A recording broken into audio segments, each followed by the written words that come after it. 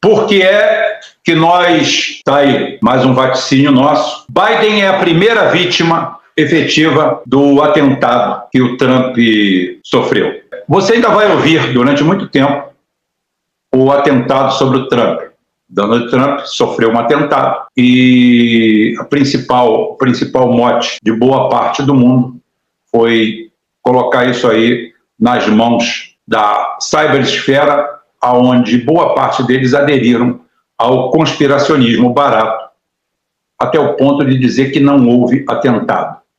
Mesmo com 2 corpos estendidos no chão, sangue em profusão, não do Trump, achando que um cara na posição do Trump, ou o Partido Democrata na posição que estava, iria realmente pegar um cara, pegar um tubo de Heinz, espirrar na mão e sair com ketchup. Eu não sei aonde essas pessoas têm, o que elas têm na cabeça. Ou que o Trump iria ficar ali para tomar um tiro. Tá? Pode ficar tranquilo, Rubem. Pode ficar ali, olha só, o cara, quando você estiver discursando, o cara vai te dar um tiro de AR-15, de 5.56, provavelmente, 223, tá? O cara vai te dar um tiro, mas fica tranquilo que tudo vai ficar bem. Onde passa pela cabeça de alguém isso? Onde passa pela cabeça de alguém um negócio? Que nível de ensaio teria que ter esse arranjo? E que nível de debilidade mental de alguém achar isso? Eu estou do lado das pessoas que têm inteligência e olham o óbvio. Houve um atentado, uma ópera bufa, por quê? Não era para acontecer um atentado daquele. Não há condição de haver um atentado daquele para o candidato à presidência da República num lugar onde o que existe na prática é o bipartidarismo. Apenas 2 grupos se digladiam. Só 2. Não existe um terceiro partido. Então, a cobertura tinha que ser muito mais violenta, muito mais bem feita. Sim, os desdobramentos vão ser por aí. Então, a quem interessa?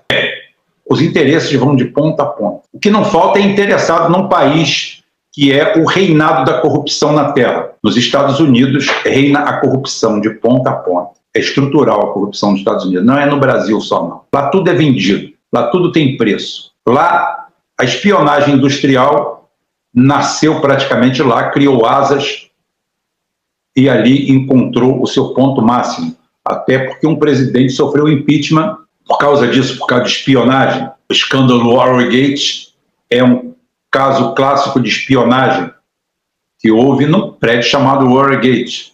Por isso que se chama Watergate. Escândalo Watergate. É genial, né? É o nome do prédio. Não. Então, aquilo ali, você olha e enxerga que um país que teve 10%, são 10%, 10% dos seus presidentes foram abatidos. 46 presidentes, 4 deles morreram no exercício do cargo. E ainda tem alguma coisa interessante, muito interessante, que é o fato do nosso querido amigo, aquele rapazinho, como é que é o nome dele? O Ronald Reagan, que em 1981 sofreu um atentado, né? Sofreu um atentado e nesse atentado ele foi ferido. Foi a primeira vez que alguém foi ferido e não morreu. A primeira vez que erraram é o John Hinckley, né? John Hinckley. Só para você entender, o cara que... Deixa eu fazer um exercício a capela aqui, forçar a mente. Acho que foi em março, final de março, 30 de março, eu acho, 30 de março, acho que 30 de março de 81, 30 de março de 81, o Ronald Reagan sofreu um atentado. Eu acho que, se não me engano, testem aí para mim, John Hinckley Jr. John Hinckley Jr. tenta assassinar Ronald Reagan e não consegue. Um secretário lá ficou, acho que, paraplégico, um agente da segurança pessoal dele tomou 2 tiros também, não sei se foi ele que ficou paraplégico, um ficou na cadeira de rodas e outro não. O John Hinckley foi inocentado e transformado em incapaz. Tinha na época uns 25, 26 anos de idade. Ele foi declarado insano. E dizem que ele já tentava matar o Jimmy Carter. Ele já andava atrás do Jimmy Carter.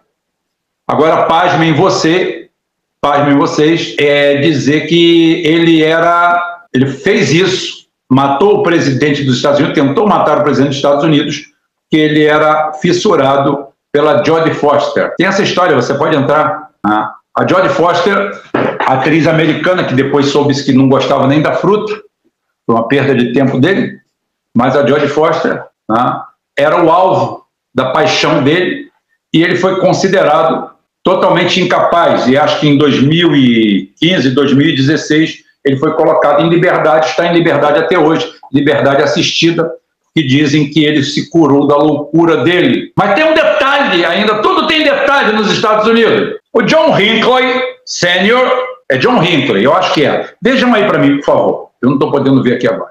O John Hinckley Sr. seria sócio de George W. Bush, que era o vice-presidente de Ronald Reagan. Teve um lance também feio lá na época, e eu lembro, eu já acompanhava isso, eu jogava bola, mas eu gostava dessas coisas. O secretário de Estado era o Alexander Haig, e o Alexander Haig foi acusado de querer praticamente ficar como presidente no lugar do presidente, e deu uma... Mas o melhor de tudo é que o John Hinckley pai era sócio do George Bush, e George Bush era o vice-presidente do Ronald Reagan. E o John Hinckley, filho, o Júnior, o sênior, que era sócio, atira no Ronald Reagan, que era o presidente. Se ele morre, quem vira presidente é o George Bush. Está aparecendo, daqui a pouquinho aparece o Bin Laden e o pai dele, que eram sócios de George Bush. Bem, isso tudo é para vocês dizerem para vocês que é o seguinte. A primeira grande vítima disso tudo se chama Joe Biden. Joe Biden não tem condições de ser candidato a presidente pelos democratas. Quem está falando sou eu, quem está apostando sou eu, quem vai perder sou eu. Tá? A grande vítima, primeira grande vítima, e agora o Biden vai ter que ser saído. O Biden vai ter saído porque se o Biden tinha poucas chances diante da máquina republicana, que não vê Donald Trump como uma boa bisca, mas é o que eles têm para hoje, o único jeito deles pegarem o poder. Hoje existem mais facções dentro do Partido Republicano que no próprio Partido Democrata. E nela sempre nós perdemos. Em qualquer uma, quando você for ver o loser da história, o perdedor da história, você vai ver quem é. Sempre é o povo americano. Se o povo americano está perdendo, imagina o povo do Brasil. Tá? Isso daí me lembra, mais uma vez, aquela história do sequestrador japonês, o Satoru Joaquim, que sequestra o garoto e manda para o pai do garoto uma caixa com a orelha toda ensanguentada e com o seguinte recado: esta orelha que está não é do seu filho, é minha. Isto é para tu saberes o que eu serei capaz de fazer com o teu filho, se eu fiz isso comigo mesmo. É isso aí. Joe Biden simplesmente não tem a mínima chance mais, porque o Highlander, o homem que levanta o braço e triunfa sobre a morte nesse momento, é o preferido dos americanos, com certeza. Já o era um pouco antes. A trajetória de Biden como governança interna no país é fraca, agrega pouco, faz merda e não assume. Há uma covardia muito grande em torno disso. Os desdobramentos a gente vê no recrudescimento de uma eleição que praticamente bate 200 anos. Oxigenação, o vice. Mas aí nós já tratamos disso ontem. Eu aqui estou tratando de Joe Biden. Joe Biden não é mais o candidato dos democratas. Para mim, não é. Acabou. Não há a mínima chance de alguém em sã consciência dentro do Partido Democrata colocá-lo diante de Trump ou de qualquer herdeiro do Trump. Biden, aquele tiro que era para pegar no Trump, quando ele desvia no último segundo, pega no peito de Joe Biden. Joe Biden não tem mais chance nenhuma de ser o candidato. Então é o seguinte, Joe Biden não tem mais chance nenhuma de ser candidato. Esse tiro, nesse evento desimportante, secundário, fez a sua primeira vítima fatal, tirando as próprias vítimas que estavam lá. Se havia 10 pessoas, ou 20 pessoas, ou 5 pessoas, se partiu do FBI, se partiu da CIA, se partiu de ambos, como foi feita a mecânica da coisa, não me interessa muito, porque eu já peguei o objetivo. Se eu pego o objetivo, o resto para mim não me interessa, porque eu não confio em americano, eu não confio no sistema americano, eu não confio em nada dos Estados Unidos. Um país que tem entre os seus esportes nacionais abater os seus presidentes, atirar nos seus presidentes, resolver a bala uma situação eleitoral em que a bala é o terceiro maior eleitor dos Estados Unidos ou o terceiro melhor partido. Depois de republicanos e democratas, ninguém tem mais candidatos do que a cidade de Pé Junto, do Zé Maria, todos pela via rápida, todos com história, todos com pedigree. Vem de longe e vai mais longe. Só que hoje encontra uma sociedade em franca decadência, sendo questionada por todos no mundo, principalmente na África e no Sudeste Asiático. Na África chega a ser emblemático como países pequenos que não tinham coragem de espirrar em público, estão vomitando na cara dos Estados Unidos. Outro dia, o Anthony Perkins recebeu um pedala Robinho do presidente de Uganda, que é para ficar com vergonha o resto da vida. O único lugar onde temos a massagem do ego dos Estados Unidos é na América Latina. A América Latina, com exceção direta, só de Cuba e Venezuela, o resto, alguns um pouco mais parcimoniosos, mas a grande maioria, os grandes países, todos eles de joelhos. O México acabou de eleger uma sionista de carteirinha logo. AMLO acabou de...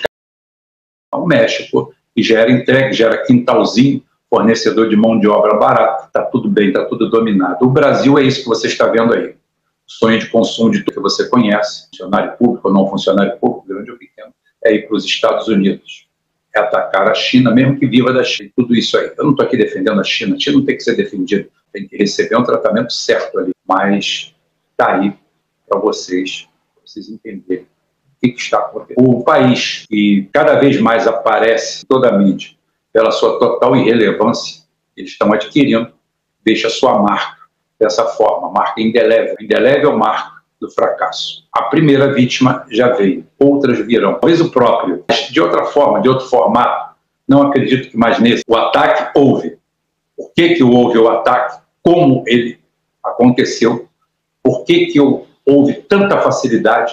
Por que coisas básicas, simples não foram tomadas decisões? Por que abateram o atirador? Por que não o neutralizaram? Tem muitas perguntas. Tem pergunta aí sem resposta desde 1963, um atentado em Kennedy. Você imagina hoje, e há 61 anos atrás, tem pergunta sem resposta. Imagine há 61 minutos.